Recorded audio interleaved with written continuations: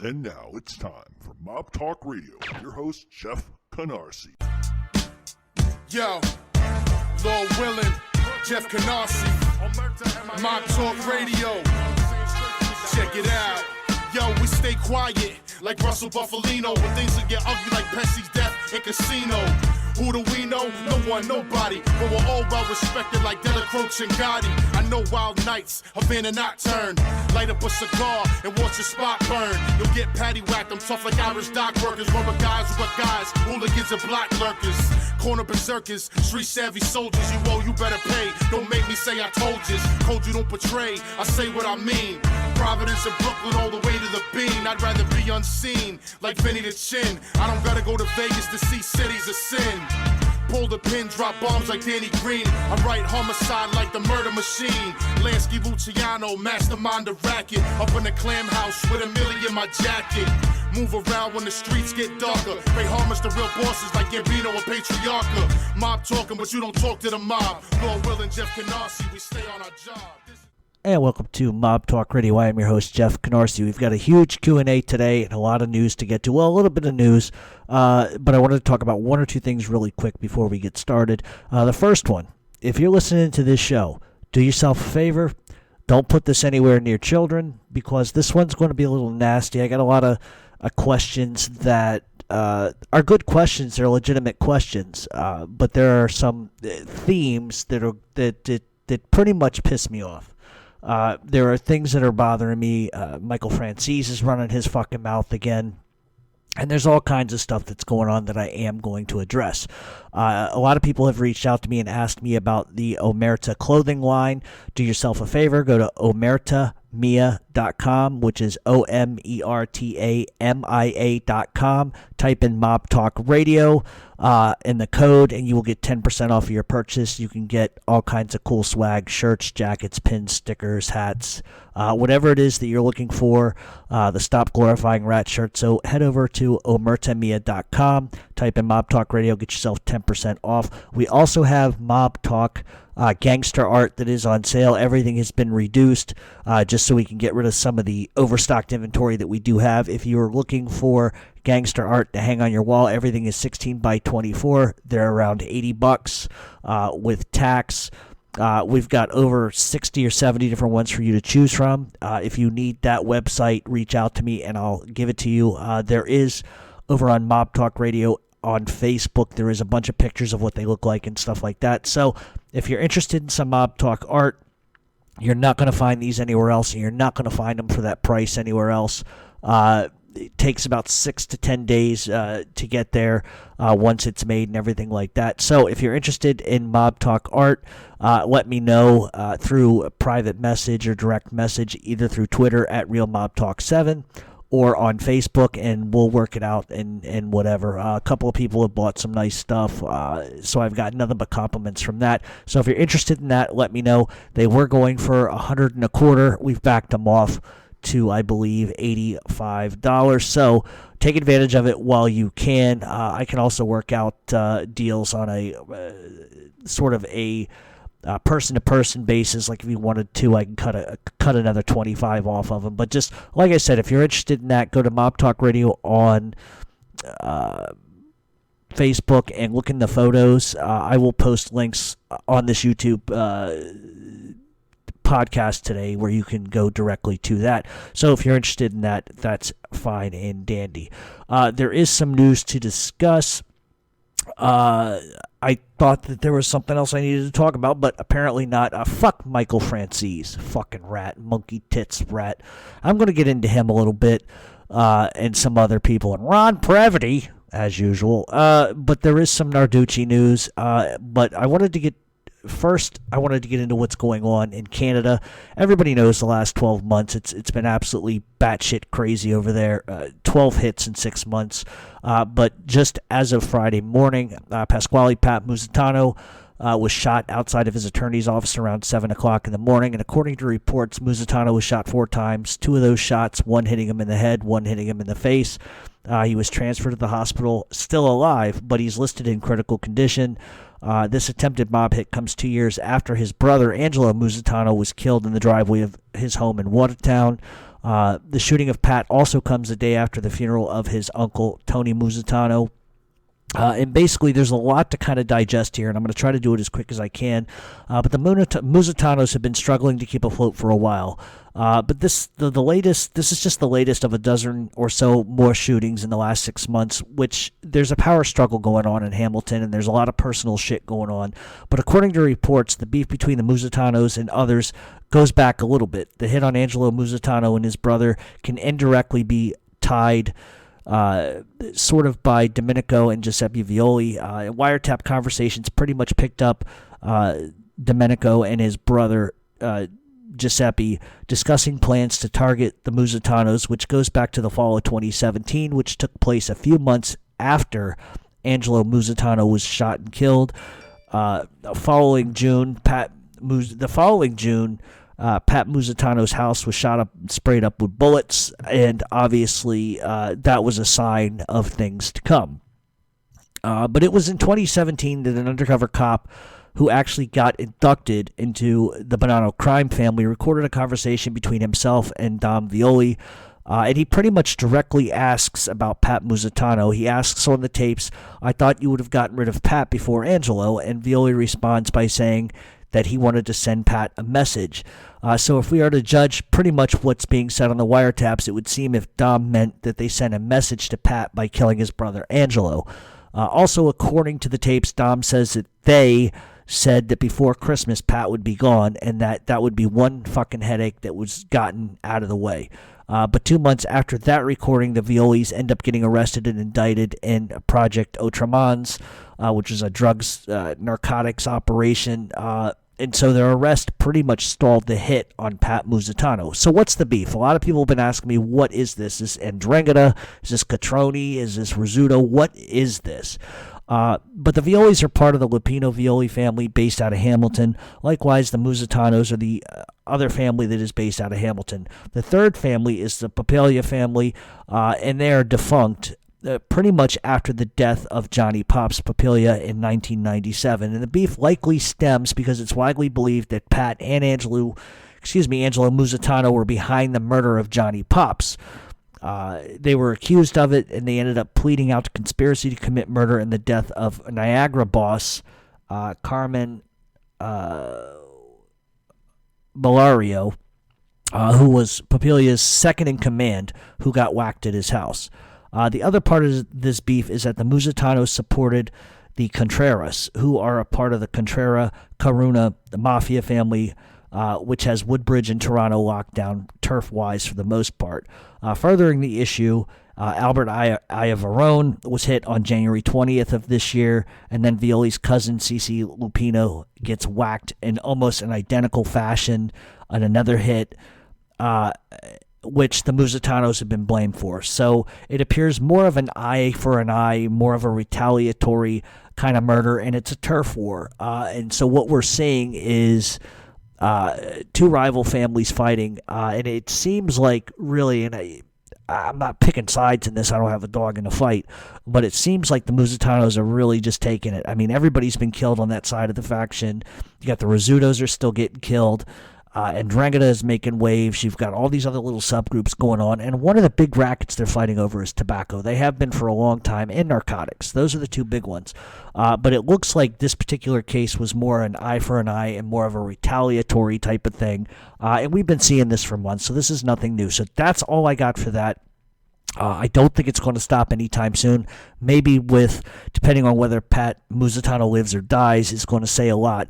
But the Musitanos, once again, we've seen this with the Rizzutos. The Rizzutos have been all but crippled with all the murders that have been going on there. The Musitanos made a move on the Lupino crime family and the Papaglia crime family. And so this is just a back and forth beef that's going on, and I don't think it's going to stop anytime soon. But it's like the fucking Wild Wild West over there. All right, so the other interesting news that we have is coming out of Philadelphia. I can't confirm this, so a lot of people have told me that Dave Rattweiser, don't get me started on that piece of garbage filth fuck, and I'm going to get started on him here in a few minutes. I got some things I want to say about that. But according to people, and I wouldn't know because, the guy's got me blocked. He won't, he's chicken shit, pussy bastard. hides in the trees, hides in the bushes. This guy's a real jerk-off and a scumbag. According to multiple people who came to me, they asked me if it was true that Philip Narducci had taken a plea deal. I haven't talked to Philip. I can't even, so I couldn't tell you. I have a tendency of believing it. And so allegedly what's been said, and I haven't seen it for myself, like I said, is that Dave Rattweiser was reporting that Philip Narducci and James Gallo are going to take a plea deal. Now, if they are, they are. I don't think there's anything wrong with that. And I'm going to say this, and I got to be clear. I don't give a fuck, really, what they do at the end of the day. Just like I don't think they give a fuck what I do at the end of the day. What one man decides to do, whether it's to fight a case, whether it's to take a plea deal, how's that got anything to fucking do with me? I cannot tell you how many messages I got with this shit. Oh, you said Phil didn't do nothing wrong. Now look, he's allegedly taking a plea. Listen, let me explain something to you. There are people, and I'm going to make one point and then I'll jump to another with this.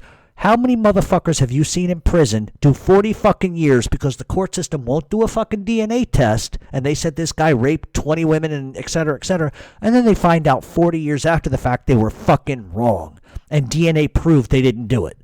Okay, so don't tell me that people don't go to jail for bullshit reasons. It happens every day in society. That is a fact. There are people, and I'm not speaking specifically about anybody, who have murdered fucking people, gotten away with murder after murder after murder after murder, but then they'll gladly take a pinch for armed robbery because it's less fucking time. They may not have done it, but they'll take a pinch for that because it's a hell of a lot better. Sonny Franzese, great example. They framed him for a fucking bank robbery he didn't do. But in his own eyes, it was like, you know what? I killed a lot of people. I'll take a fucking bank pinch. Who gives a fuck? Because at least I'll get out. That was his fucking mode of operation. That is what he thought. This is a very similar situation. Now, let me play out a scenario. I can tell you for a fact Phil Narducci didn't do this, okay? There's a lot of things that I could say and a lot of things I could get into that would blow your fucking mind about this case. Things that have been done since the case started, things that have been done in the last couple weeks that I'm just not going to talk about publicly, at least not right now, but I will at some point, because I think that once people hear what I have to say, then they're really going to get an understanding of what this is. Think about it. He didn't do it. There's plenty of evidence to suggest he didn't do it. There's nothing that really puts him sort of at the bank robbery, if you want. So the thing is that you come from prison, you did 30 years for your past. Okay, you get out, you get re-indicted, fine.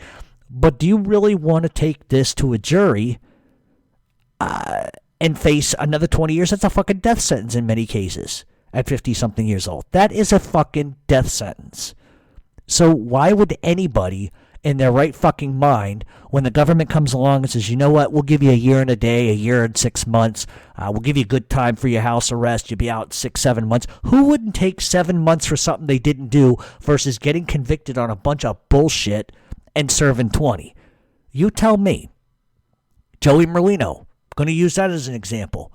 Why not accept a year for fucking 2 years for fucking gambling than to say, nah, fuck that, I'm taking this back to another trial and then getting 30 fucking years.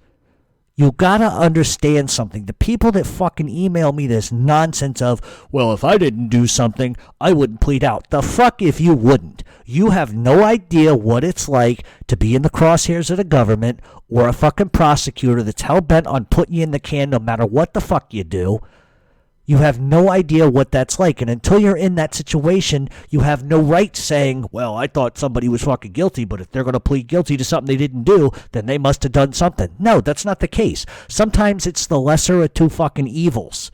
The guy has a successful fucking business. He's married. He's got dogs. He's a happy guy.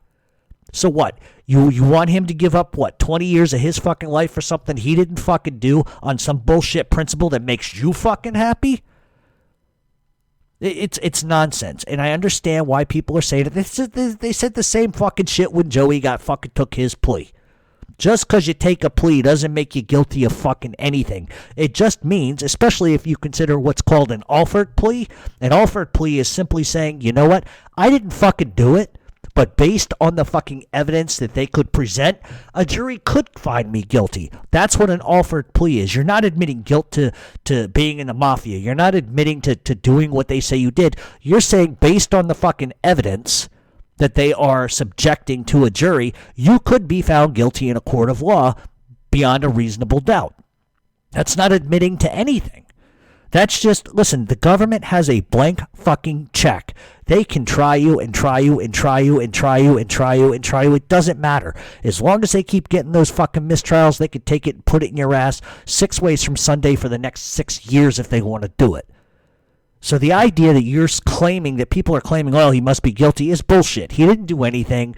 This is all nonsense from day 1 to day 7. And believe me, I cannot fucking wait a month from now, because it'll probably be a month from now. I cannot wait to tell you the shit that happened as a result of this, because the minute that I tell you what happened, which is all facts, it's not nonsense, not gossip, it is hardcore fucking facts. When I tell you some shit that happened, it's going to blow your fucking mind. It's going to change the way you think about the fucking government, because it's bullshit. It's nonsense. And the only thing that I can sort of hint to is that anybody who is under indictment, under investigation, facing a trial, anybody that talks to anybody, even if you're just talking sports, gets dragged into it.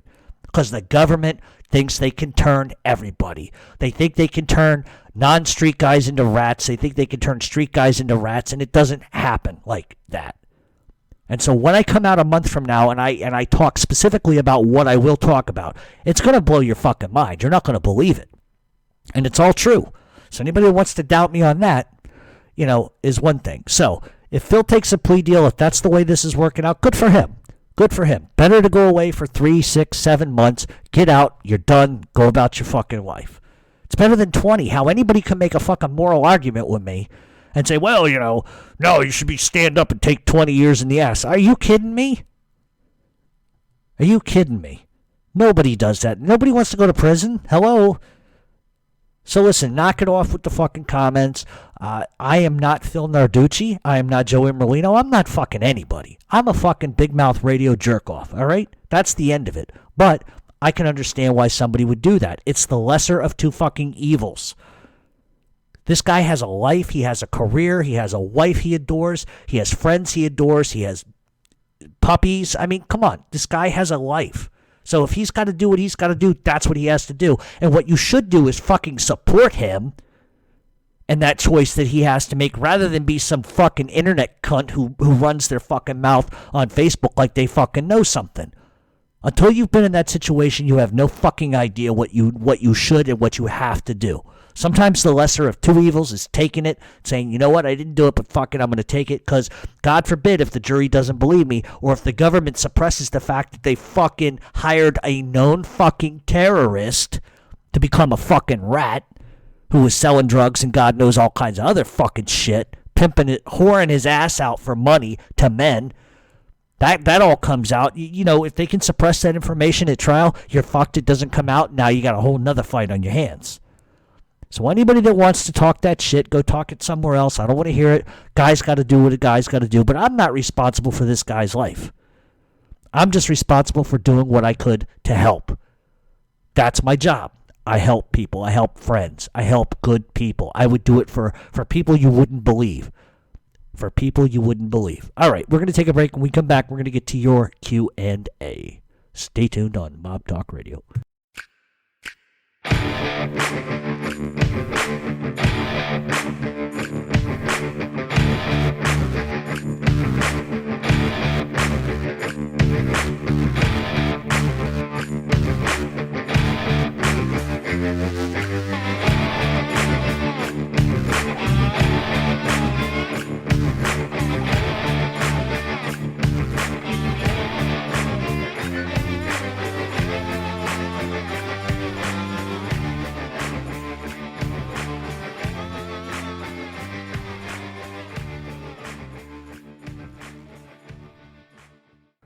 And welcome back to Mob Talk Radio. We are going to get to your questions. Once again, and I say this all the time, if I don't get to your question, it's because it's been asked a million times, or it's too much it's too in depth for me to get to one show. So if you asked a question like that and I don't get to it this week, I will get to it next week. I have them all written down, cataloged, and ready to roll. You can follow us on Twitter at RealMobTalk7. You can send your Q&A questions through a direct message to Twitter. You can do the same thing over on Facebook at Mob Talk Radio. And with that, we are going to get to the questions. There's a whole bunch of them, and we're going to try to get to as many as I can. And keep in mind, next week we will be back with a Q&A and an all-new topic. All right. Do you think the Neapolitan Americans in organized crime have produced more rats than Sicilian Americans in La Cosa Nostra? I mean, if you wanted to go tit for tat, yeah. I don't think it has anything to do with whether your family originates from Naples or Sicily. I don't think I just think, given the situation, the parameters, it seems like this question is sort of arced in a way to say Sicilians are tougher and don't talk. Well, I think it goes both ways, but I think per capita, you're right. I think if you were to put Neapolitans on one side and Sicilians on the other, I think there's probably going to be more Napoleons than there would be Sicilians that have testified against other people. But I don't think it's a culture issue. I think it's more of a just piece of shit issue more than anything.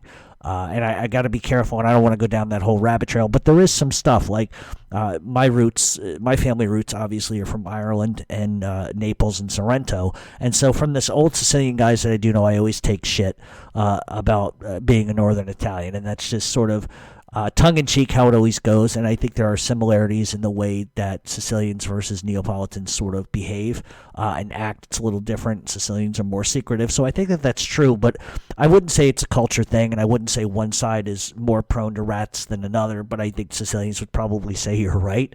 But it just is what it is. All right. Do you think Frankie DiCiccio would have made a good boss instead of Gotti, or if basically the question is, okay, do you think Frankie DiCiccio would have made a good boss if Gotti was killed in the car, not DiCiccio? You know what? I don't know, and we can't really answer that because just.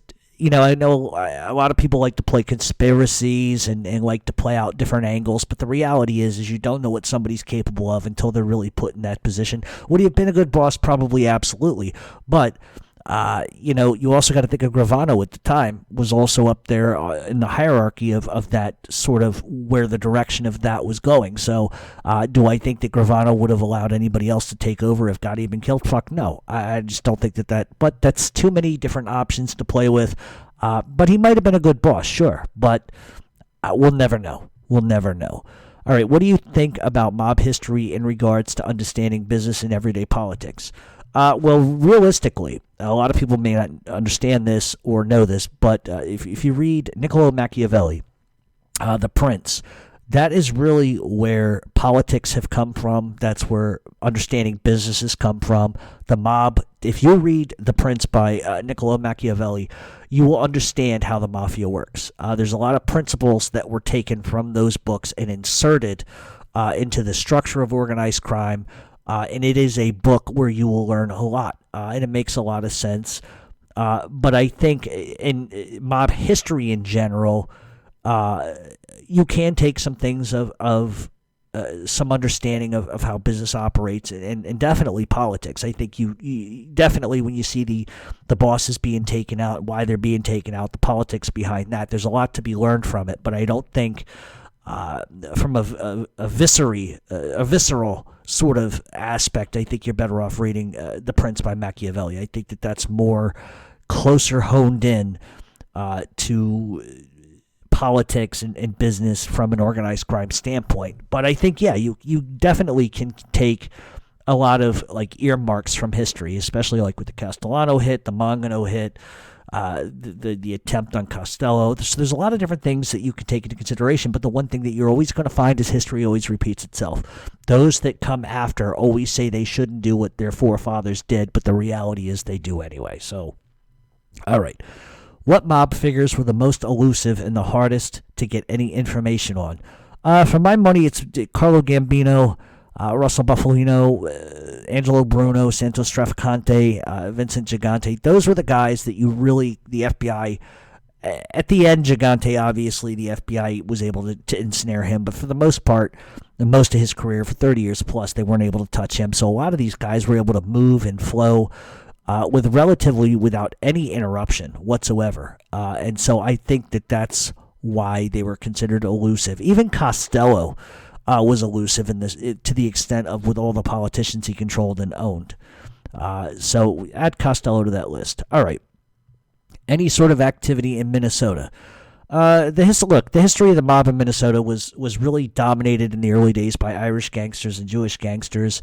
Isidore Blumenfeld, who was also known as Kid Can, really got his start as a pimp and a bookmaker from the North Side, and he ends up becoming the godfather with close ties to Chicago and the Genovese crime family. Minnesota has always had ties to the Genoveses. They sort of work underneath of them, but Isidore, with his brothers Jake and Harry, formed the Minneapolis Combine, which dealt with bootlegging, hijacking, gambling, real estate scams, and loan sharking, and etc. Historically, he was the guy that really brought Minnesota into the limelight, but there were rival families, which were run by David Berman, Tommy Banks, Big Ed Morgan, and others. They were able to avoid turf wars in those days because they used the National Commission to mediate all their problems. So much like we saw Luciano sort of install the commission to make everybody come together under one umbrella to sort of sort out their bullshit and their beefs in a peaceful type of manner, Minnesota really used that sort of shell to keep things together. Minneapolis was the epicenter of bootlegging, gambling, brothels, and there was total corruption between the police and the politicians and the state and federal level. Also worth noting, obviously, is Deuce Casper, who lived from 1936 to 2003, and he was a Baldy Street gang founder and boss. During Casper's reign from 55 to 75, more than 1,000 gang members and associates wreaked havoc on the streets. Casper was a bank robber, jewel heist guy, robbed armored cars. They hit banks, commercial properties, and were heavy into narcotics. Minnesota is a big narcotics trafficking area, but today, most specifically, the Capra-Patterson Syndicate really controls all organized crime activities in the Twin Cities, including gambling, narcotics, and that's really the main source of income for them. And they have been sanctioned and have been from day one to work under the Genovese crime family. Worth noting is the life of David Berman, who really was one of the originators of Las Vegas. He was a partner of Benny Siegel at the Flamingo Hotel and Casino. But for the most part, Jack Capra and George Patterson pretty much control all the illegal gambling in the area throughout the upper Midwest as well. All right, was Luciano dirt poor when he died? I heard he was still involved in the heroin business after his deportation and served as a liaison between New York and Sicilians. Okay, so part of this is right, part of this is wrong, but let me see if I can just sort of map it together. Was Luciano dirt poor? No, he was definitely not dirt poor. Once he was exiled over in Italy, he really became the guy that entrenched the Sicilians with the Americans in the heroin routes. He was very responsible for doing that. He had been doing heroin since his young 20s. He is the foundation of the heroin routes that are still used today for many organized crime families and narcotics traffickers. He wasn't dirt poor, but Meyer Lansky was he as wealthy as he was in his younger days? Absolutely not, because effectively when he gets pushed into exile over into Italy, he attempted to come back into Cuba and live in Cuba because it was easier for mob guys to go visit him in Cuba, obviously, than go overseas, shorter trip. But Genovese pretty much put a stop to that by ratting him out to the U.S. government. The U.S. government put pressure on Cuba to get Luciano the fuck out of there, and that's pretty much what they did. They threw him out. And that was pretty much the end of Luciano's reign. Meyer Lansky every once in a while would go to Italy and give Luciano money. But was he dirt poor? No. But was he wealthy like he was when he was young? Absolutely not. But he was still actively involved in the heroin business. But how much control he really had towards the end probably isn't very much. He pretty much was, I'm not going to say shelved, but he pretty much was just installed sort of as a figurehead, somebody people could go to if they needed advice, but he was pretty much rendered useless after Genovese finally takes control and they really start to form, especially with Gambino taking over. Things just changed very radically, very quick. But no, he wasn't dirt poor. definitely not dirt poor. One of the final beefs between Lansky and Luciano really was that Luciano was infuriated because he wanted more money from Lansky, and Lansky just pretty much at the end cut him off. All right, do you think Gambino might have been a Mangano loyalist or a friend? Do you think the killing of Mangano caused Gambino to start plotting to take over the family? Yes and no. I'm not really 100% sure, but maybe once I get through this, we'll have a better sort of grip on it.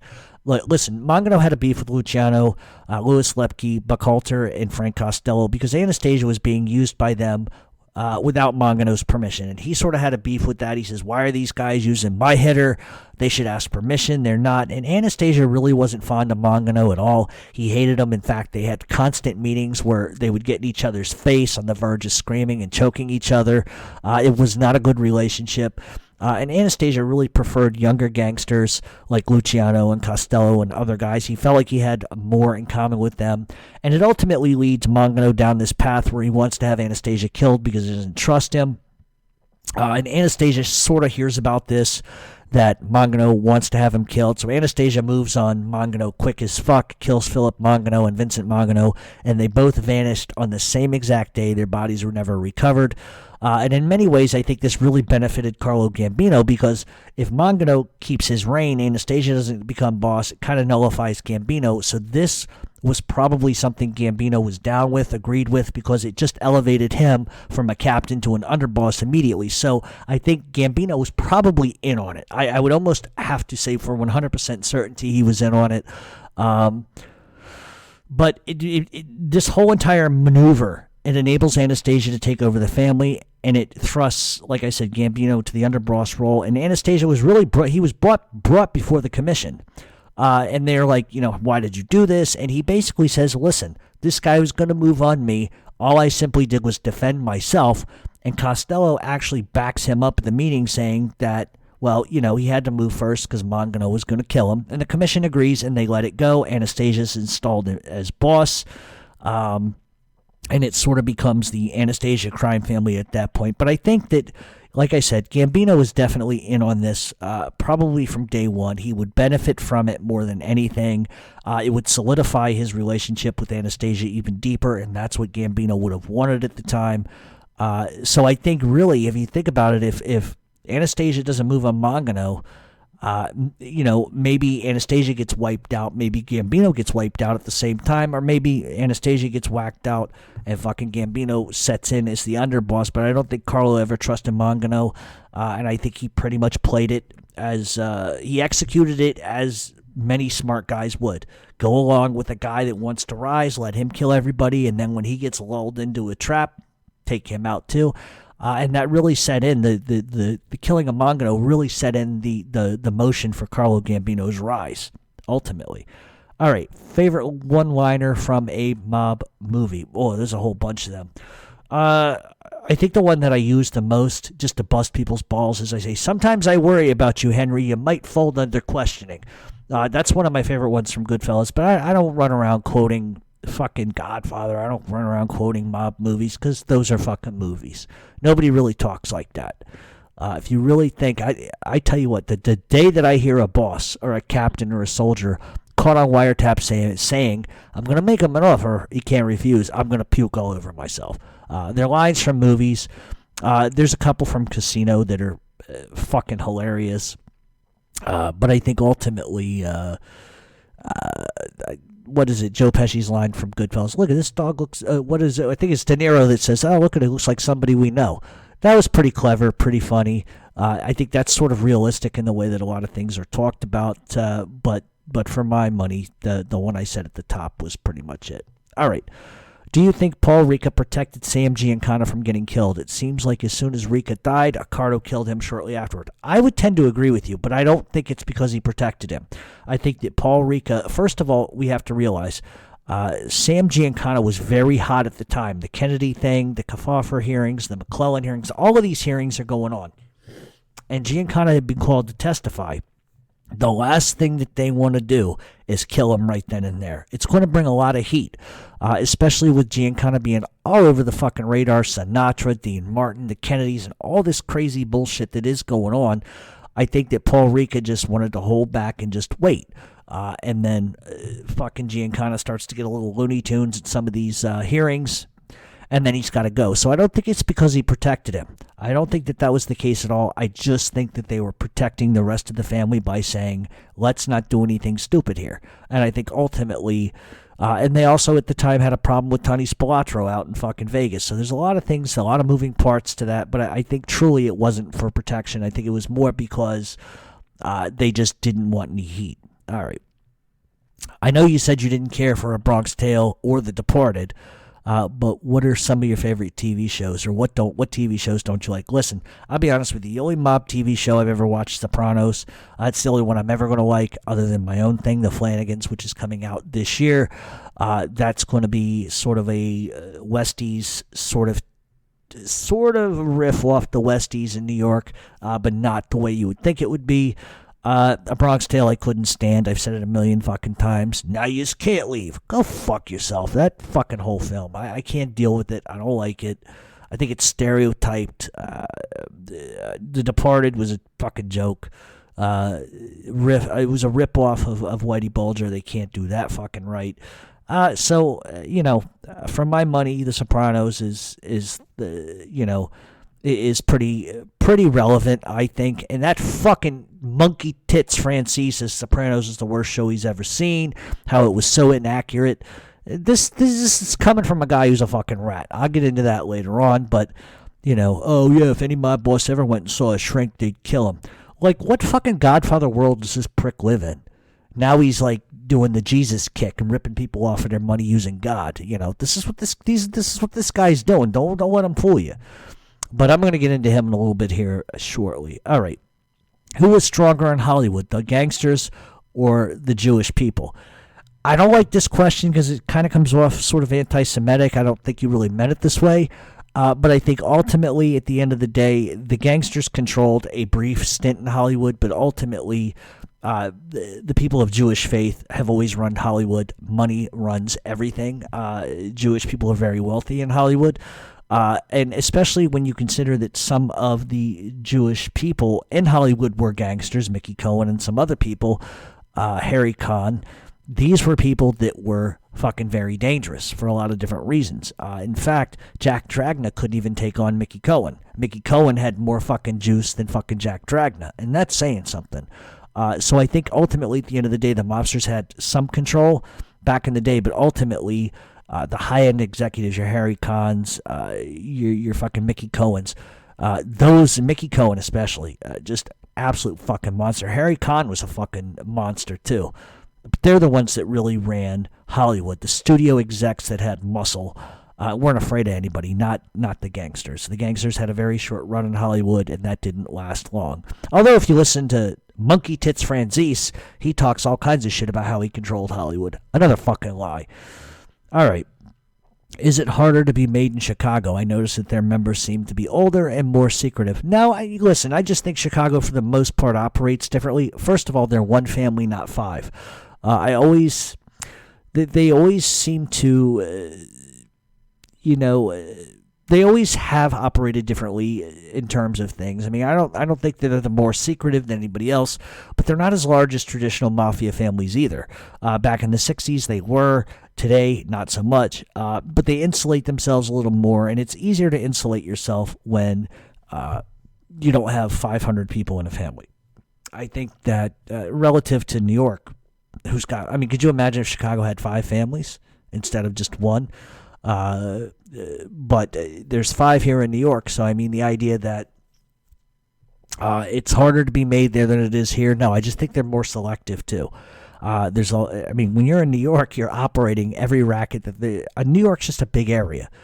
People that compare Chicago to New York, just totally different rackets, not totally different rackets, but just a bigger operating area. You have 5 families that are sharing in all the rackets. So it's just a little different. All right, is there anything left of the Pittsburgh, La Cosa Nostra, or the Rocca family?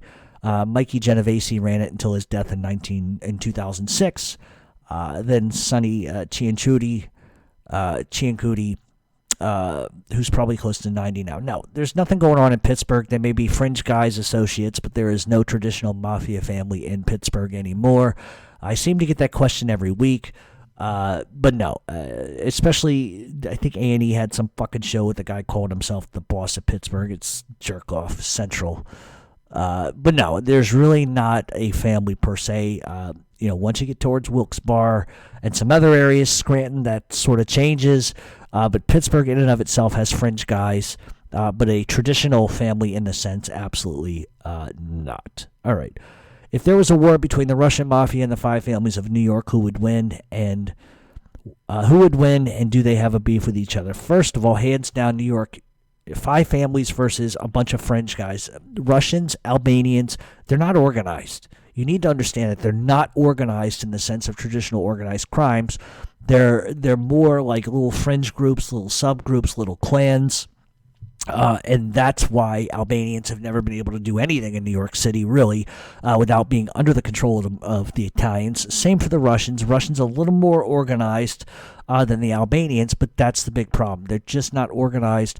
And from historically, the Albanians have always paid tax and worked for the Italians. The Russians have always paid tax to the Italians, and when they didn't, all hell broke loose. But I don't really think it'd be that much different in these days. But I think that they're more suited to kind of work together these days than to go against one another. Business is business. Everybody wants to make money. But the Russians would not survive a war with the five families. Absolutely not.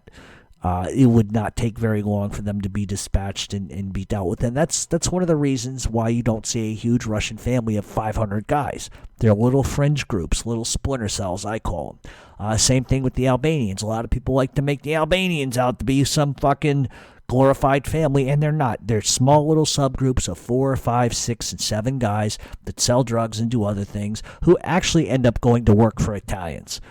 So that's the reality of that. All right, how about them Hurricanes? Listen, obviously this question is related to the National Hockey League, the NHL. I can't stomach the Hurricanes. I've never been able to. I can't get behind them. I don't like Jordan Staal. I never have. I don't like anything about the Carolina Hurricanes. I don't like the fucking name. I don't like the fucking uniform. I don't like the fucking city. But one thing they have got is moxie. And when you have moxie in the NHL and everybody writes you off from day one, that just gives you all the incentive in the world to make the playoffs. And look what they've been able to do. They're up 2-0 over the Islanders. Whether the Islanders can come back or not remains to be seen. But the one thing that they do probably perhaps better than the Islanders do at this point is they clog the neutral zone and don't allow the Islanders to set up any sort of offense in the neutral zone. They take away second and third chance opportunities. And because of that, I think ultimately Carolina will move past the Islanders. I don't think at this point the Islanders are going to come back like that. They'd have to win 4 in a row. Anything is possible in the NHL, but not in this case. But, however, I am going to say moving forward to the next round, Carolina won't get out of the next round. If they have to play Columbus, forget about it. Columbus is the team in the East, I think, that is just playing good hockey. John Tortorella's got them playing well. And they're a gutsy, tough group. And they're one of the only teams in the East, other than Boston, and obviously they're playing each other right now. They are physical, 60 minutes. When you're physical for 60 minutes, you beat the crap out of a team that plays finesse. If the Penguins had come out against the New York Islanders and out-hit them and played a chippy style, I think that series would have almost been different. But I'm not taking anything away from the New York Islanders at all. But the Hurricanes, I just don't like them. I don't like anything about them. I can't get behind that. But I'm always happy to see a team that's an underdog and a team that's been treated like shit since they're fucking... since they moved from Hartford, obviously, to Carolina. They've never really gotten any respect, even though they've won Stanley Cup. So I like to see them doing something. But I think at the end of the day, I think they're going to beat another finesse team, but they're not going to beat a team that's physical. So, all right. I heard that Breeze Demolition Company pays the Bonanos to avoid Lucchese shakedowns. Basically, their protection is cheaper. Is that a common thing, and how do they manage not stepping on toes? Well, actually, you're wrong. Breeze Demolition actually was owned by somebody who allegedly was a Lucchese associate. So therefore, they don't have anything to do with the Bonanno crime family. It's a Lucchese crime family alleged, operated, and owned associate. But it's really alleged that the former owner, like I said, was a Lucchese associate. But the idea that it's run the Bonanos, not the case. It was actually owned by Toby Romano Sr., who is the alleged Lucchese associate, but it's now owned by his son, Toby Romano Jr. So like I said, allegations are allegations. Listen, every fucking demolition company, every fucking construction company has mob people tied. In fact, the Lucchese's also had some people that were rumored to be associates working for the company itself. So there's nothing to do with the Bonanno crime family at all. And these are rumors that were started by the federal government in the city. And they levied these charges at the previous owner, I should say. The son doesn't have anything to do with organized crime. They're definitely not paying protection money to the Bonannos. Not if they have association with the Lucchese crime family. They're not paying protection to anybody. But once again, those are allegations. Have never really been proven to be the case. Allegations are allegations. But as far as companies paying protection money to crime families to keep other crime families out, that's happened for years. It always will. That's always going to happen. I think it's good business in a lot of ways. You can look back into the Philadelphia in the 80s. Nick Caramandi tried to go in and basically shake down somebody that was building a casino, and that backfired on him. It got everybody arrested. Ultimately led to Caramandi turning into a rat because he knew he's locked up in jail. If he gets out, Nicky Scarfo's going to fucking kill him. Same sort of principle. I'm sure it happens in New York a lot. You're better to be protected than to let the vultures come in. But as far as what you're alleging, I don't think that's the case. All right. Why did the Gemini twins, Anthony Center and Joey Testa, switch to the Lucchese crime family after DeMeo got clipped? Wouldn't they have been killed if they stayed with the Gambinos due to the DeMeo crew bringing in so much heat to the family? That is a very strong point. However, I don't believe that to be the case. Basically, once Roy DeMeo gets killed, there is a huge turf war over his black book. And his black book is everybody that he was loan sharking, everybody that he was bookmaking with. And this was a book worth millions and millions and millions of dollars a month. This is not peanuts. This was a lot of money.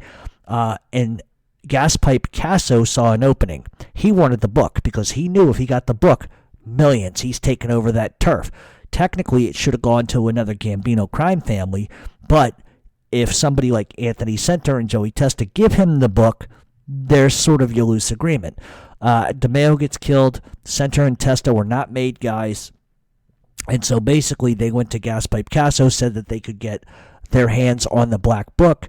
Casso says, all right, you're with me now. You're underneath me. They were certifiable killers. You know that. Anthony Center was able to make a lot of money in easy ways. He was a great car thief, chop shop guy. So they just sort of got absorbed by Casso because Casso wanted the black book. And what they actually did was they tried to kill Roy DeMeo's son, Albert, by running him off the road. They wanted that black book. And Albert wasn't about to give it up because Albert was going to go and he was going to try and get everybody who owed him his father money. He was going to try to get it and just be done with everything. But they tried repeatedly to kill Albert DeMeo. Which is a fucking no-no, which just further proves that Anthony Center and Joey Testa were whack bags, along with Gaspipe Casso. He should have never been allowed to do that because that business would have directly been sort of inherited by the Gambino crime family, and that's the way it should have gone. And I'm sure that some of the Gambinos would have kicked back to Albert for his loss of his father, but we're never going to know because that's just the reality. But it wasn't because the DeMeo twins... the Gemini twins didn't switch because, DeMeo got clipped and they were afraid they were going to. I think it was a money move for them, and Casso saw the dollar signs, and that's why he brings them in. And I'll take it a step further. I also think if Gaspipe had ever gotten his hands on that book, he would have killed Anthony Center and Joey Testa. Without a doubt, he would have killed them. Because all this other shit that was coming up, all the bodies they had underneath of them, they were junkies on top of it. So they would have been looked at as sort of reckless guys who were bringing a lot of heat. Casso wouldn't have put up that for very long, but the ends justified the means. Let me bring them in. I'll work with them. They get me the book. I get rid of them, and it's done. And I think that it was more motivated by money than anything. We could argue that maybe Anthony Center and Joey Testa wanted protection from the Gaspipe, but at the end of the day, I don't think that's really what it was. Albert DeMeo actually wrote a book called For the Sins of My Father, and he talks about his father, his life, how he grew up, his father being killed, what happened after the fact, how Anthony Center and Joey Testa tried to kill him. If you get a chance to read the book, it's a really good book by Albert DeMeo called For the Sins of My Father. Get the book, read it, you'll enjoy it. It's one of the more honest looks at trying to come to terms with who your father was and some of the horrible things that he did. Still loving the man as a father, but also not understanding why he did what he did. So go out, get the book, read it. I think you'll enjoy it. All right. As a boss, do you think it's more important to have a strong grip on your family or powerful allies on the commission? That's like a tight wire. It's a tight wire trick because on one hand, you've got to have a firm grip on your family. Everybody needs to fear you. If they don't fear you, they're going to kill you. Then on the other side of that, if you don't have any friends on the commission, you could be setting yourself up for something anyway. In the case of Joe Bonanno, using him sort of an archetype in this situation, Joe Bonanno had the respect of his men, had the respect of one person on the commission, and then he loses the respect of his men. Then the commission loses respect for him, and we saw what happened as a result. I think that if Joe Bonanno has a strong family and they all support him, maybe the commission thinks twice about doing some of the things that they do because they don't want a war. So I think, honestly, you need to have a stronger grip on your family more so than the commission, because if you're one tight-knit group, you can fight all kinds of different battles. But if it's coming from all around and from within, especially from within, then it's definitely a bad thing. All right. How many and who, if any, of the well-known mobsters could actually understand, let alone speak Italian? Sounds like Joe Bonanno and Carlo Gambino did. A lot of the guys did. A lot of the guys from the old world spoke it fluently. There is even guys today that do. I know that a couple of places that I've been, they don't even speak in English. It's all Sicilian. Every single one of them. They do not speak English, so you still have enclaves of that. The Gambinos have a wing that just doesn't do anything but speak Sicilian. There's wings of the Bonannos that just speak Sicilian. So there is some carryover from that, but it's not as it once was. But I think a lot of the bosses in the early days, Buffalino, Traficante, they all spoke Sicilian or Italian language. But I think that once you get past the 80s, I think that sort of kind of died. But you always have zips, and you always have guys right off the boat that never give up the language. And there are some that are still traditionally raised that way. I know from my perspective that the majority of people that I know in New York, it's all Sicilian and Italian. They don't speak in English. Very rarely do they speak in English. Even though they speak English perfectly, they refuse to. Sicilian has its own codes and its own language in and of itself. So I think it wasn't just, one or two. I think the majority of the old-timers did. All right, does Castellano really take his shot at Gotti had Gotti not moved first? I don't think he does, and the reason why I'm going to say that is because he was going to be under indictment for racketeering, murder, and all drugs, the chop shop, car theft ring with Dominic Montiglio, and the DeMeo crew and all the bodies that they had. I don't think he would have been able to, because I think the indictments came way too quick. In fact, Castellano got whacked while he was under indictment, waiting for trial. So, no, I just don't think, I think that the heat was on Castellano too much. He was trying to minimize perhaps the damage that was going to be done to him.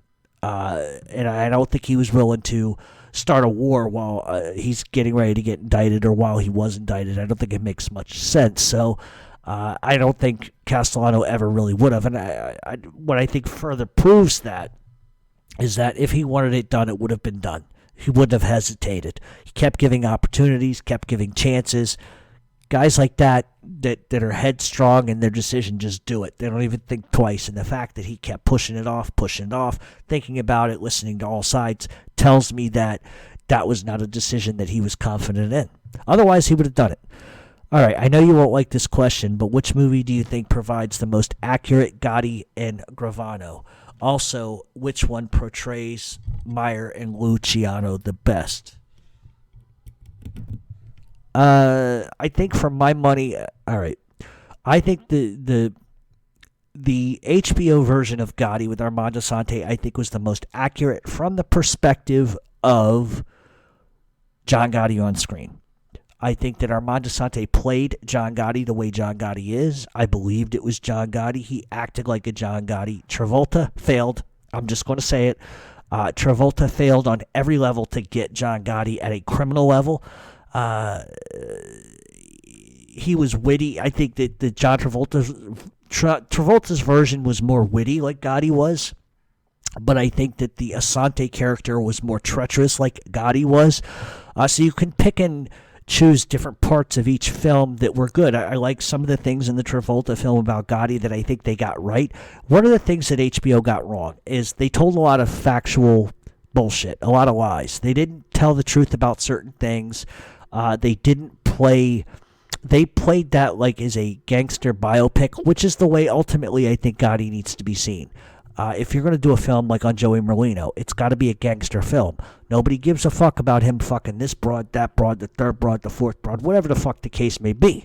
It's got to be fucking gangster. Especially during the 90s in Philadelphia, the late 80s, you look at everything that's happening there. That's a fucking film. I would love to write that one. That would be fantastic. But I think that for my money, the HBO version was better. And I say that because I think that the story was better. I think that when you try to put too much into an hour and 45 minutes and it's on the left and it's on the right and it's all over the place, people that don't know the story of John Gotti, don't know New York, probably had a hard time following that film because it was kind of all over the place. But and also you have to take into consideration I'm a mob snob. I'm a mob traditionalist, especially with film. I think the HBO version had better actors. I think definitely the lead, Armand Assante, was more believable than John Travolta could ever be. That's not anyway disparaging John Travolta, but Travolta has no business playing a gangster, and that's the truth. So for my money, I really think the HBO version was better. It was a better story, whereas I think there were parts of the Travolta version that were better than the HBO version, if that makes sense. I can take good things and bad things out of both. If I had a favorite of the two, I still think I'm more of a fan of the Travolta version, only because it's more up-to-date with the brutality a little bit, whereas the first one just was sort of operatic, but it still is kind of tough seeing Travolta being Travolta, playing Gotti. You know, there's a lot of other people I think that could have played Gotti a lot better than Travolta, but you know, it is what it is. I don't make those decisions. It's a fucking movie after all. But I ultimately think at the end of the day, if there is ever another Gotti film, what they have to do is do a biopic from 1974. Or from 68. Do it from the old days all the way to the end. Don't jump around with it. Don't include this shit or this subplot over here. Just do a fucking biopic. That's what they need. That's what makes gangster films gangster films. All right. And as far as Meyer, Lansky, and Luciano, I don't think anything's ever been done with either one of those guys. It's historically accurate whatsoever. Untouchables, there's been a couple other ones. I'm trying to think of the one I saw about Meyer Lansky back in the day. Oh God, what was it? It was fucking. For Christ's sakes, Mobsters. Is that what it was called? With what the fuck is his name? You guys will fucking remind me of it. Christian Slater. I saw it. I didn't like it. I didn't think it was any good. I'm waiting for somebody to like really do a fucking hardcore gangster piece. Because I think that doing that time period would be insanely interesting, sort of like the Gangs in New York style, but just with a lot of the Italians. All right. Given so many states are taking away Columbus Day and replacing it with Indigenous Peoples Day, what are your views on this? First of all, here we go. This is going to upset. Being half Italian, I don't give a fuck about Christopher Columbus. I never have. I never will. He murdered a lot of fucking people, robbed a lot of people. In fact, he was arrested. He did not fucking... People inaccurately, I think, treat Columbus as though he was Jesus.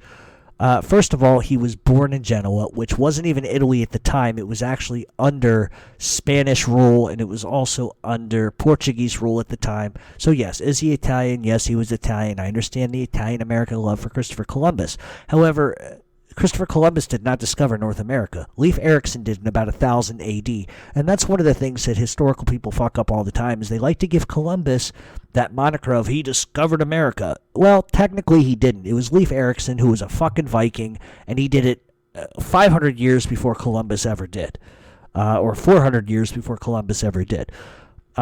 So the question is, states are taking away Columbus Day. First of all, I don't agree with it. I still think that Christopher Columbus should be celebrated in many different ways.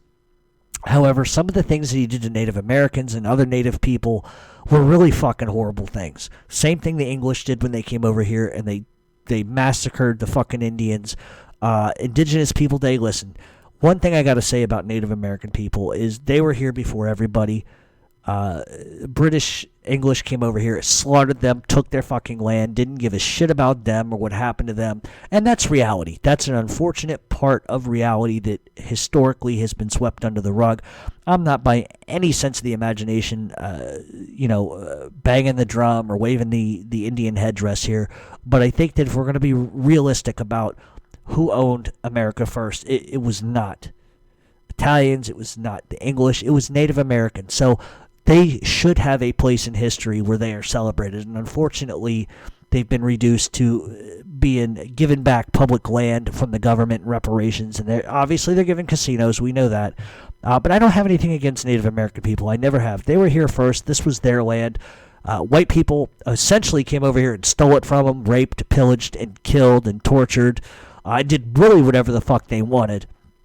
And really never paid for that. And that's the God's honest truth. But if they wanted to take away Columbus Day, I'm not going to cry. I'm not going to be like the Sopranos and go, that better not be Columbus. I don't really give a fuck. Just like I don't give a fuck that there's tearing down statues of Confederate soldiers. I just don't give a fuck. History is history. But I do think on the side scale of this, I think that people today have no sense of comedic value. I think people's emotions are too fucking high. I don't think you can joke about anything anymore. I think this country has become soft in a lot of ways. The fact that you can't make fun of somebody, the fact that comedians can't tell jokes, it's pretty sad. And I think a lot of that is the millennials and the youth movement. They don't know how to handle somebody making fun of them or joking on them. Everything has to be PC. But I don't want to live in a fucking country that's PC. Because if we live in a country that's fucking PC, we become North Korea or fucking Russia. We can't say what we want. We live in China where everything is dictated to us and we have no freedom of fucking choice. Where I can come on here and call Ron Previty a cocksucker. You can't do that in other countries. Ron Previty. Yeah, I'm a cocksucker. Joey Merlino. But that's the reality of it. So I really personally don't give a fuck if they take away Columbus Day. I really don't give a shit. But I will say this. If you're going to take away one, take away all of them. Because I don't think that you can subjugate yourself by saying, okay, well, we're going to take away this one because he did some horrible things, but not take away the other one. Take them all fucking down. If you're going to take one, take them all. I don't want to get into a political thing, but I really don't give a fuck about Columbus at the end of the day. I really don't, because he didn't discover America. Leif Erikson did, so maybe we should change it from Columbus Day to Leif Erikson Day, and we can all, get in the boats and wear the weird hats and do whatever. But that's just, it is what it is. All right. Let's see what we got here. All right. What do you think hurt the mob more, RICO laws or rats or just attrition in general, such as neighborhood gentrification? I think all of those things did. I think the RICO laws absolutely fucked the mafia over in a million ways. I still think the RICO law should be illegal. I don't think it's right. Just because they say you can have an association with criminality means they can take everything and never give it back, including houses, boats, whatever, money. That's bullshit. I think you should have to prove that I did something illegal, not because I know Joey Donuts, Jimmy the Woman, Louie Armpits, whatever the fuck the case may be. Just because I know somebody doesn't mean they have the right to take anything from me. It's guilt by association charge, and I think it's a fucked up law. And I think they need to at least amend it to the extent where they can't do that. Because they can take the shit away from you and never give it back. That's the reality of it. Informants definitely have hurt the mob in general. Neighborhood gentrification as well. I think, listen, the old days of guys being entrenched and living in the neighborhood are over. Everybody's moving to Yonkers. Everybody's moving out to Long Island. Everybody's moving to Staten Island, New Rochelle. They're getting the fuck out of the boroughs. And the minute that you move out of the boroughs, you're allowing other people to come in, and then the neighborhood changes, and it's not the same. Listen, Bensonhurst is not the same as it was in 1954. Brooklyn is not the same as it was in 1967. The neighborhoods are different. Times are different. Park Slope is Bushwick. They're all different. Harlem, huge different. But I think really probably the government blank check. The government blank check is what has hurt the mafia. The fact that the government is able to wiretap, the fact that the government is able to seize assets, the fact that the government has a blank check and can try people over and over and over and over and over again, that affects it. But I think probably the biggest thing is informants really has been what's changed, and I think also the surveillance techniques. So, there you go. All right. I wonder if I'm the only one who thinks La Cosa Nostra hit Lucky Luciano. He was going to the airport in Palermo to meet a journalist. Coincidence? I don't think so. You're wrong. Luciano was not killed by the mafia, and I know that the narrative, the conspiracy you're going to try to play is he was writing a book, therefore the mob killed him. It's not the case. He died of a fucking heart attack. He was sick to begin with. Nobody from the mafia killed him. This is a very popular conspiracy theory, and it's only a conspiracy theory. And listen, here's my argument. Why didn't they kill Joe Bonanno? Joe Bonanno wrote a book. Why didn't they kill him? So there you go. They're going to go all the way over to Sicily to kill Luciano because he's writing a book, and they're not going to kill Joe Bonanno, who's easier to find. So what's your next argument? That Luciano was hit by Sicilians because they were angry because of the drug rackets? Bullshit, nonsense. He wasn't killed. He died of a fucking heart attack. He was in bad health. He had syphilis on top of it. So you can continue to play that conspiracy theory all day, but you are the only one that believes that. Trust me. All right. Let's say all of a sudden Gotti had semi-retired from his position and had moved to some other place and stayed low for some time. Would the FBI still have come after him like they did when he was boss, or would they have just moved their target to the new boss? Would it make any difference? Now, listen, when you thumb your nose at the FBI, you thumb your nose at them, you act as if your shit doesn't stink, you put them on blast, you say, I'm a fucking criminal, come and get me, you're fucking nothing. You put a target. You put a target. The FBI didn't like a guy who was making millions of dollars a year wearing nice suits, strolling down the street without a care in the fucking world. That rubbed the FBI very wrong.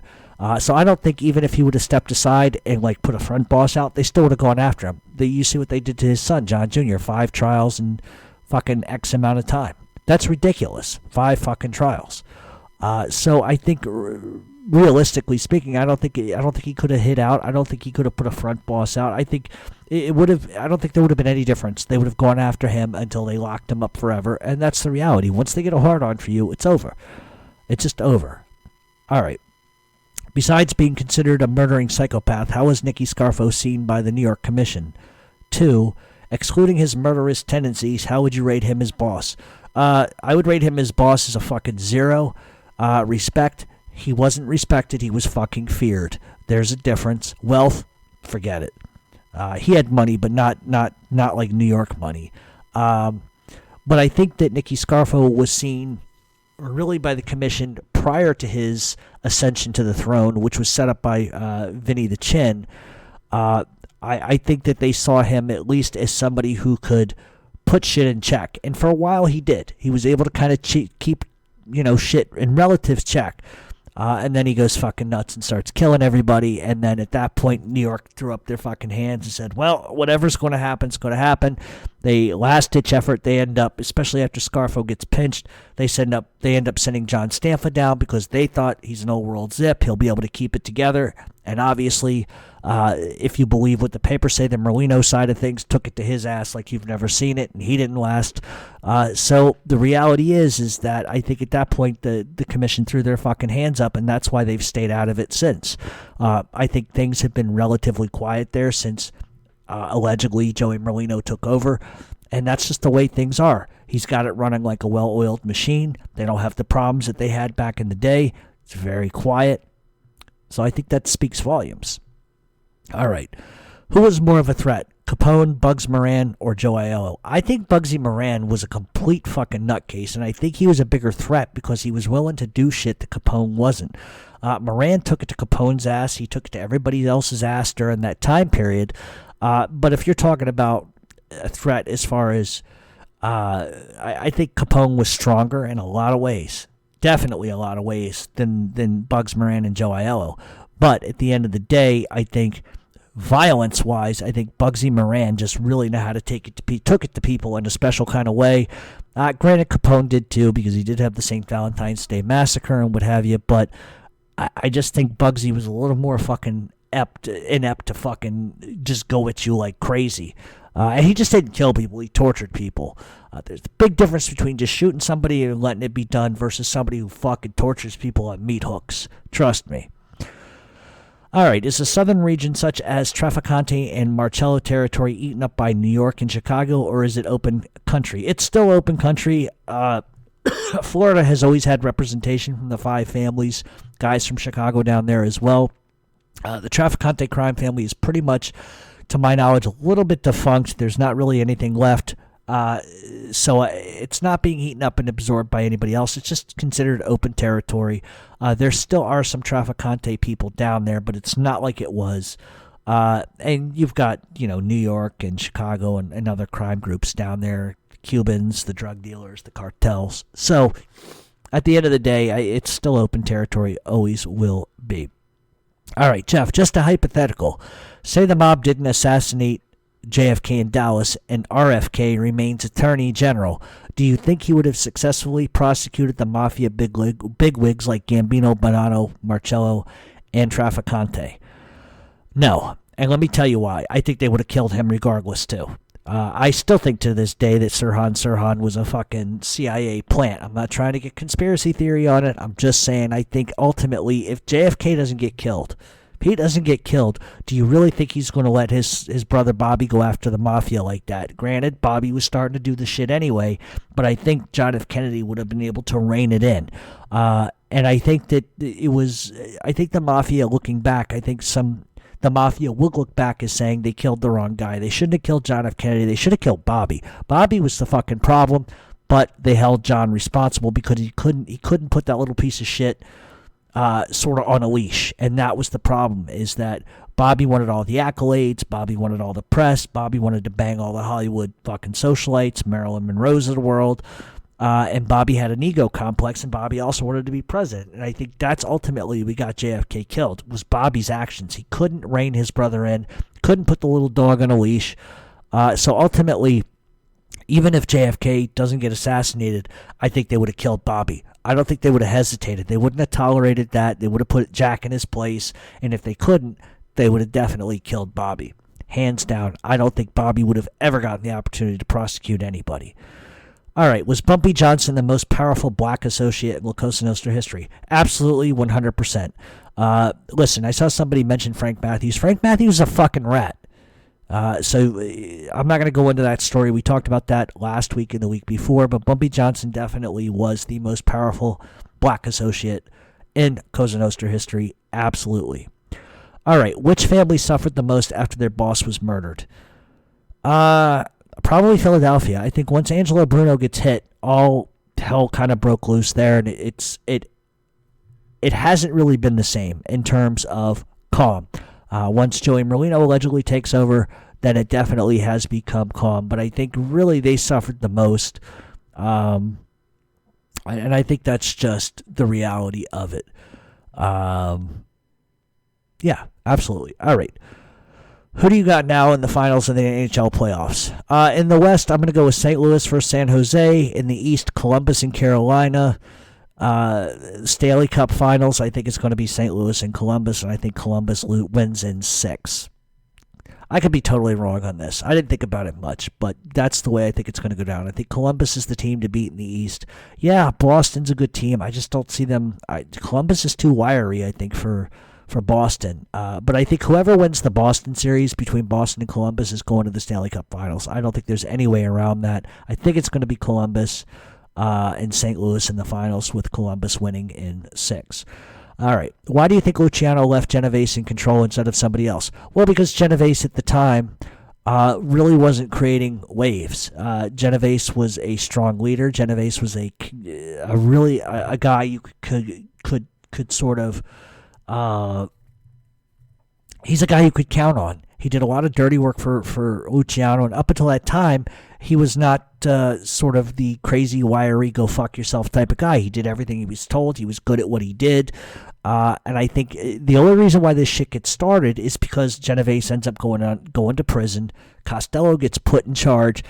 And then when Genovese gets back, he's not given anything to do. And he's furious about it because he feels like, hey, I ran this fucking family when you were gone. What the fuck? That's when the problems really began. I think Genovese always wanted to be boss, but prior to Costello's ascension, there really wasn't the push to get Luciano out as much. Genovese was a very much commendable, respectable guy. He was a little crazy as shit, but that's why Luciano put him in control. He deserved it. He was the underboss, and he could run a family, and shit just kind of goes south after Costello takes over. All right. If Joe Bonanno had the Joe Profaci, the Buffalo crime family, and the Rizzutos from Canada backing him, with all that power, why wasn't he able to take over the commission? Very simply, his own men didn't like him. There you have it. It's as simple as that. His own men couldn't stand him. He wasn't active on the streets. He was in Arizona doing all this kind of shit. Nobody could ever find him. Guys weren't making a living. That's the problem. When you got a cancer on the skin, what do? They zap it off with a laser. They do this, that, and the third. What do they do when cancer's inside of your body? They got to put in chemotherapy, radiation, etc., etc. It's harder to kill something from within that you can't see than it is from something that's visible. And so I think from my perspective, that was what Bonanno's problem was, is that I don't think the Rizzutos were going to back a move in the United States. It didn't affect them. Profaci had the same problem Bonanno did, if not even worse. Profaci's own men hated him. So there you go.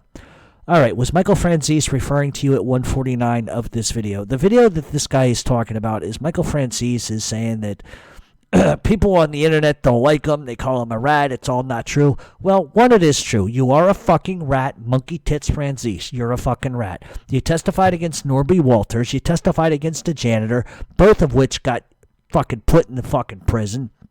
You gave up made guys' names to the FBI. How is that not a fucking rat move? That came from your own mouth in a Variety article from like 1989, 1991, whatever the fuck the case is. You're a fucking rat. You're a fucking liar. Your father is a fucking man. You're a fucking scumbag like your other fucking brother who's a fucking rat. You're both rats. You're both garbage. You're both jerk-offs. This guy has told lie after lie after lie after lie. He didn't know John Gotti. Didn't beat John Gotti at cards. Didn't fucking...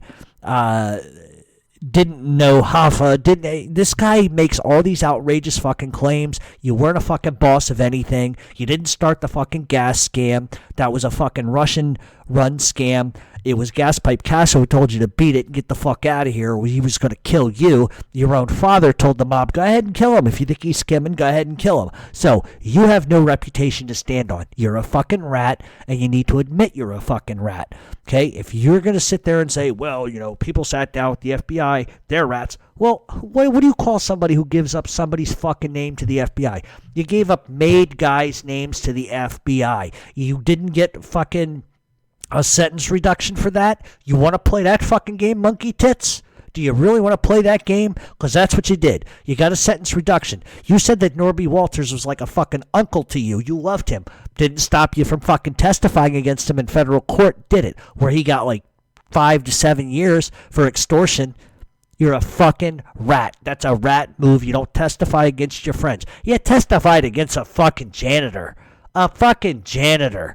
Like, what kind of fucking scum does that? So you can sit on your high moral, you can hold your Bible over your fucking head, you can collect your fucking Jesus money, and you can claim you're a refined guy, you can change, you're a changed man, you can still charge you $5,000 for your hour Jesus talk. You can do whatever the fuck you want, because all that is for you, my friend, is a fucking racket. That's all it is. It's a racket you're getting away with. You're a piece of shit, you're a garbage pail, you're a fucking rat, you're a fucking liar, you're a fucking jerk off, and you got monkey tits on top of it. So, if you want to run your fucking mouth about me, bring it to me. Don't go, I don't know why this guy doesn't like me. I don't like you because you're a rat and because you lie. You like to make yourself the second coming of Jesus. You are a speck on a flea's dick, as far as I'm concerned. You had your day. You had your small little run. But there were guys that were more vicious with you than you. There were guys that made more money than you.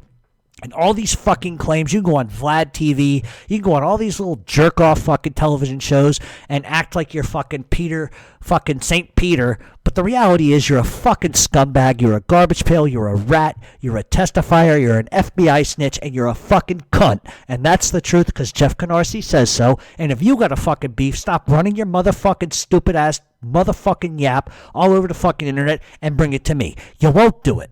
You won't do it. You never have done it. You just hide behind everybody else, and you keep making all these wild claims which are backed up and proved to be nothing but fucking lies and inaccuracies. Why do you need to mention John Gotti's name every time you do an interview? I thought you were the big tough guy. I thought you were the guy that made all this fucking money. If you were so tough and you were the big tough guy, you made all this fucking money, what the fuck you need to mention anybody's name for? Why you need to mention Sammy Gravano? You didn't know him either. You know why you need to mention the motherfuckers? Because you were fucking nothing. You were fucking nobody, and you're a fucking nothing now and a fucking nobody now. You're a rat, lying fuck. And that's all I got to say about that. Hopefully that answers that question. Piece of shit, monkey tits. Looks like a fucking ape, this jerk off. Keep taking them gorilla biscuits, you prick. Ugh. All right, we know Nicky Scarfo killed a lot of people. What do you think his body count was? I don't know, 20, 30 maybe. Was it just paranoia and power that turned him into a homicidal maniac that he became? Absolutely, it's power. Listen, when you have the power to take somebody out, kill somebody, and have people do your bidding, it's power, right? It's ego. I would call it a Napoleon complex too, but listen, I didn't know Nicky Scarfo. There's a lot of people that say a lot of good things about him. I never knew him, never met him, thank God. Just the idea, just sitting in the Oregon Diner the other night. I was in Philly sitting at the Oregon Diner going, I wonder if this is where Nicky Scarfo stabbed the guy with a fucking butter knife in the throat. I wonder where that was. Over a fucking seat. That ought to tell you something. That's what got Nicky Scarfo sent out to fucking Atlantic City to begin with. But I think realistically, ego does it. And I think there was a bit of paranoia. I mean, if you were popular or if Nicky perceived that you were getting more attention than him, or you might be secretly, deciding that you were going to try to take a run at the top, he'd kill you. That's just the truth. That's absolutely the truth. All right, Carmine Galante, during his brief tenure, was there really such a thing as the black man test? Apparently, Galante would test his drug product on African Americans to test the purity. If the subject died, then the heroin was stepped on even more. If not, it was ready to hit the street. 100% accurate, 100% true. This is something that a lot of people don't know, and that's what he did. He took the heroin. He would find black guys on the corner that were crackheads and etc. and drug addicts, and he would give it to them. If they fucking died, it meant that the toxicity of the heroin or the levels of the heroin was too much, so they just step on it, add baking powder, and dumb down the levels. But if the subject didn't die, then they knew that it wasn't so powerful that it would kill people, and they'd put it out on the streets. 100% right, 100% accurate. Okay. This is the question that is probably going to cause me to go fucking crazy. This is the question that I talked about earlier on Twitter. I'm going to go fucking nuts with this, and the person that asked it, I need to say this. This particular answer that I'm about to give is not in any way, shape, or form sort of pointed at you. You're asking a legitimate question, and you have a right to ask a legitimate question. However, questions like this agitate me, and they agitate me for a reason, and it's going to put me down a fucking rabbit trail of mass fucking proportions, and this is the fucking answer that I'm going to give that people are going to be talking about 2 weeks from now. Did you hear the guy go fucking crazy all over the fucking internet? Did you hear the guy start screaming, foaming at the mouth, cursing? Because that's what it's liable to do. Now, I'm going to sit here, and I'm going to try to compose myself just a little bit, but the reality is, if you think the Franzese thing was bad, this has the potential to be even worse. So I'm going to try to be calm, and I'm going to answer this to best of my ability, but I can't promise you that I'm not going to fucking go crazy. All right, here we go, and this is regarding Philadelphia. I know you get a lot of questions about Philadelphia, but you never mention the Mazzones, Borghese, Lagambi, or Lancelotti. Why is that? Aren't they feared in Philly? Maybe you don't discuss them out of respect. Which is it? Just curious. Now, while this question may have some validity to it, I'm going to answer this the best way I can. 1, I don't know half the people you just mentioned. I don't know any of those guys. Not all of them. I might have met 1 or 2 by complete fucking accident. But I don't know them like that. I'm not fucking Dave Rattweiser. I'm not going to hide outside in some bushes, outside of their houses, jerking off in secret because I just saw an alleged fucking gangster. These are men who command respect, deserve respect. They have wives, they have children, they have legitimate enterprises, legitimate businesses, and they deserve more respect from people. I'm not going to put a name and a title on anyone because the press says it's so.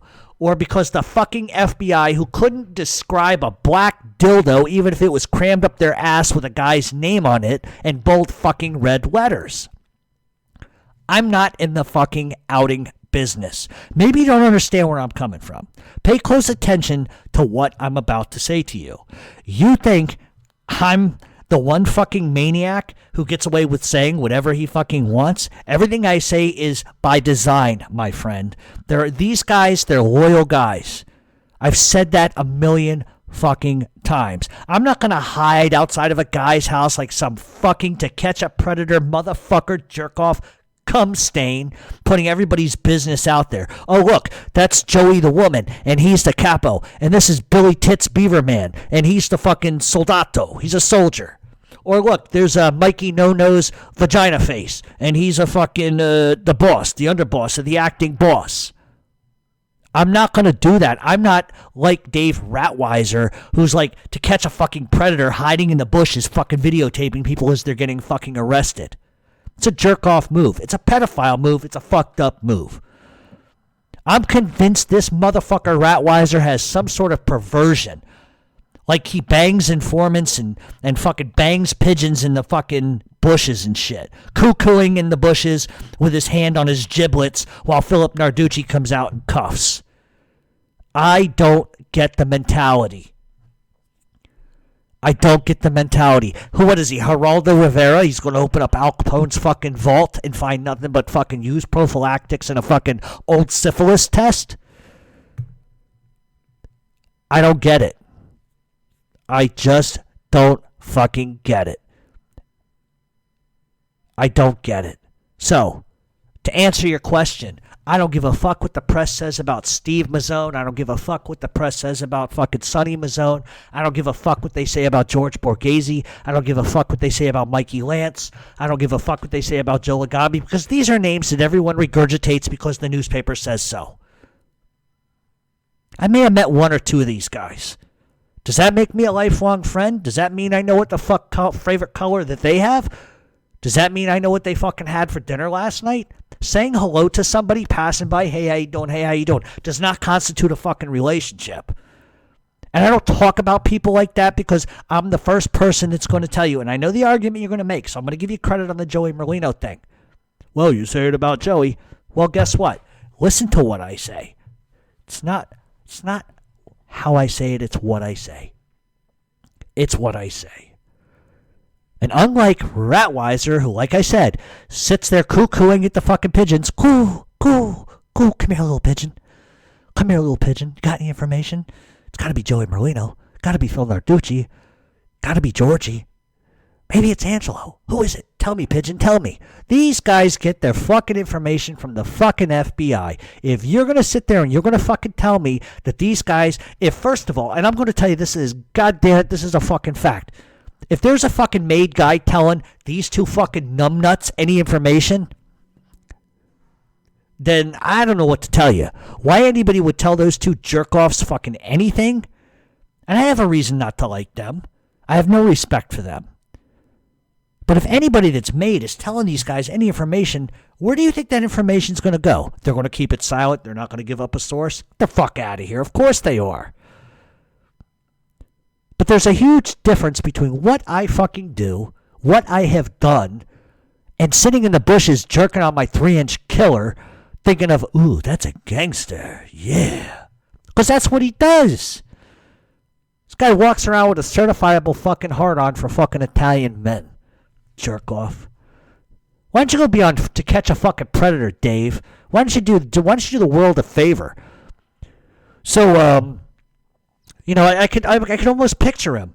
So, you sent a. What are you doing here? Guy says, "Oh well, I'm here to see whoever." Well, I see from your chat log, you're talking about Joey Merlino. He's in the mafia, is he not? This is exactly how the guy acts. You know, they sat outside Phil's house, and Phil got fucking arrested in the bushes like a bunch of fucking peeping Tom looking motherfuckers. And so, at the end of the day, what I do is totally different than them. I defend my friends. And friend could be a loose term in so many ways, but I will keep defending my friends. I'm not going to stop defending my friends. Ask Dave Rattweiser what happened when I came out of fucking Joey's trial. Ask him what happened, how he ran from me. Big mouth, tough guy that he fucking is. Ran. Big fucking motor mouth. Big fucking motor mouth. He's nothing but a cunt and a jerk off and a scumbag. You know what? If you want to do your journalistic endeavors and you want to play Geraldo Rivera, go ahead and play him. But at least tell the truth. Be respectful and be mindful of people's families. But no, he's got to hide in a van. Hey, look, George. I think that's a gangster. Yeah, how can you tell? Well, that looks like a captain. Well, who do you think it is? Joey Merlino. Sonny Mazzone. And that's what they do. They don't listen. FBI don't fucking know. I don't fucking know. The only people who know anything are involved in actively engaging in whatever they got to do to make their ends meet. So meanwhile, the Dave Schrattweisers of the world who are sitting in a fucking van jerking themselves off because they're seeing a real fucking man, because that's really what this is all about, right? You know that's what this is about. This has got nothing to do with the fact that he's like being some groundbreaking fucking journalist. This is because he gets a hard-on for real men. For real men. So Dave, if you're listening, try being a real fucking man for once in your fucking life. Be a real fucking man. Instead of hiding in the bushes like some fucking nickel and dime jerk-off who can't keep his hands off his fucking pecker while George Anastasia breathes heavy in his ear over fucking Joey Merlino. You prick. Alright, listen, so that's it. I'm done. And this is going to be the one that's going to cause a lot of problems. I already know it. And for anybody that wants to, I don't know, regurgitate those fucking names, they're just names. Names are like anything else. We've all got them. We all got pasts. Don't believe what people say about people. Because I can tell you that some of those names that I did mention are very good guys, loyal guys, stand-up guys, hardworking guys, legitimate guys, who have only been fucking catheterized by the jerk-offs like Anastasia and fucking Rattweiser. And that's the truth. So if anybody wants to take a fucking beef with me over that, go right ahead. But the day that I stop defending friends, people I like, people I respect, people that deserve respect, you might as well put two in my fucking head and put me in the fucking cement, because I'm never going to stop doing it. And stop supporting assholes like Rattweiser. Put yourself in their situation. How would you like to come out of your house and there's these beady fucking eyes with the white afro hair jerk? That's what he does. All right, we'll be back all next week with a brand new show, new topic. Send your death threats, your complaints to the usual fucking shit show factory that you do. And for anybody that's got a problem with what I said, go fuck yourself. How about that? How you like them fucking apples?